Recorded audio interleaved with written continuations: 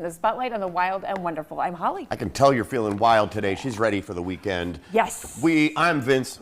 Thank you for tuning in. We appreciate each and every one of you for hanging out with us. We really do. This First to Four family is wonderful. We love you all, especially on Friday. Especially on Friday. Especially. But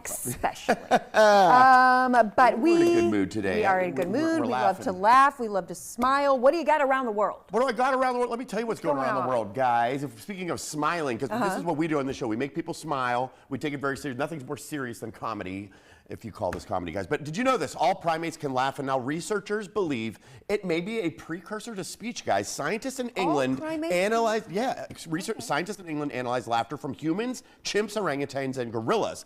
They found that all species laugh using the same rhythmic patterns. Okay. That suggests it hasn't evolved much over the past 15 million years. Okay. But only humans have evolved the ability to control our laughter based on context, meaning we can laugh when we find something funny or to cover up embarrassment or to be polite. And those laughs are all different, and researchers say that control over vocalizations is a building block of speech.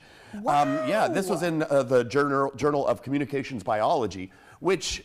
So they're saying laughter could have came before actual speech. Yeah, absolutely. Well, Like, I what think, you know what I mean? I think what they're saying is, I think they're making an implication here that we evolved from chimps, is what the implication here that they're making. Yeah, but I'm saying this specific part of it. Right, the speech, the patterns of laughter, like I think there was not just laughter, I feel like maybe there's other emotions that we were doing with our mouths. Like, like if something's funny, we're like, ma, ma, ma, ma, and then it just evolved. I don't know, I really don't know, but I'm interested to see what they find out from this study, because it's always these precursor studies that lead into more interesting stuff. Very cool. But there's really some interesting stuff going on down in Texas, isn't there? Yes, actually, I have this for you. Now, I want you guys to hear this. I want you to not only think, most of us are Christian in West Virginia, and so I want you to think about this as a Christian, but I also want you to think about this as an American.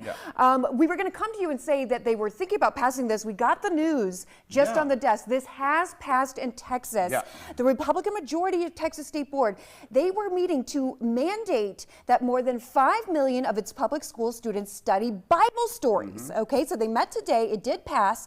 It would establish biblical children's stories and Bible verses as required reading in its K through 12 curriculum. The new list of required titles would include a picture book adaptation of David and the Goliath story for elementary students and Bible passages about Adam and Eve for older students. Now that's a little more controversial. It gets even weirder. The proposal will go into effect 2030. Okay. The proposal has sharply divided teachers, parents, and community members. Okay, listen to this, you guys. Supporters argue, now let's hear both sides here. Supporters argue the Bible should be studied as an essential literary text that can help students understand Western history and the founding of the United States. Right. Those who oppose the changes say that the mandatory reading list favors Christianity over other religions and violates the constitutionally protected separation of church and state. Where do you guys stand on this? I don't know. I'm curious about what everybody thinks. Yeah, because it is literary text that is historical. Right. I think, and the story of David and Goliath is a true hero story. It's no matter where you slice it. And it can be interpreted and appreciated, I think, by any culture or religion, honestly. Yeah, the little guy beating the big guy. There is a nice message in there. But what about the story of Adam and Eve? I don't know what they're going to be talking about. It's a bit more specific, right? And that kind of leads you to believe that they're going to abandon. Well, what we just talked about, monkeys in 15 million years, I mean, it doesn't go together. Exactly. So I don't know, but I wanted you guys to know it did pass today, 9 to 5. So I mean, I don't know. I don't know. It's hard. Religion, patriotism, let's be free, our rights, but also this, I mean, if you're a constitutional purist, and you really want to recognize the separation of church and state.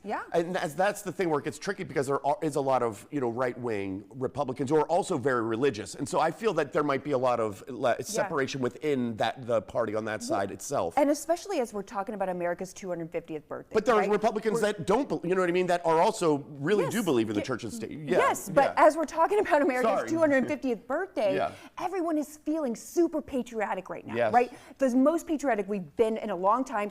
We are free. We're Americans, Team USA. Are we feeling more patriotic than Christian? That's That might be the question. This is interesting. Well, anyway, speaking of Team USA, though. Let's talk about Team USA. UPS is doing something. Let us know what they are doing. This is getting out of control. Guys, the ranch craze, we were talking about this. I mean, it's blowing up, guys. For those of you who don't know, ranch is not, I mean, really, it's an American thing. They don't know about this around the world. Yeah, I didn't know that. UPS now, many tourist, World Cup tourist guys, like we said, are falling in love with American-made ranch dressing. And now the UPS is helping them send it home with a new ship and dip discount, guys. Its website is offering a 20% coupon that's good through September. Hey. Ranch is so popular with tourists, the TSA is reminding you guys, larger bottles must go through checked bags, guys. And we'll remind you, they are working on a TSA compliant version of the famous dressing, guys. Yeah, but can you imagine? It's so, this is what, we have, think of this great union. We have the Grand Canyon, the Statue of Liberty. We've got, art, music, everything. And Europe comes here, or the world comes here, and what do they take home? The ranch. Ranch. So get your ranch right Well, while supplies last. It is good, but come on, there's more to America than ranch everywhere else in the world. I have some more food news, you guys. And some of you may not be happy about this. The next bag of M&Ms you buy might not contain blue and brown. Listen to this. Mars Wrigley says it's producing a version of the classic treat without certain dyes. They're on a list of artificial colors regulators have been flagged. The candy maker says that the new bags of M&Ms without blue and brown will be available on Amazon later this year. Other products are still going to contain them, though. So is this like... And the company adds it's working on changes for Skittles, Starburst, and other products. Here's the thing. Here's what we always said: eat the brown ones. They have the less dye because they're brown's chocolate. See, that's where you're wrong. I think, apparently, the brown is a dye just like anything else, and that's not a natural dye. It's not like you look at dirt and look at that brown M&M and they're the same color brown. It was a shade of dirt.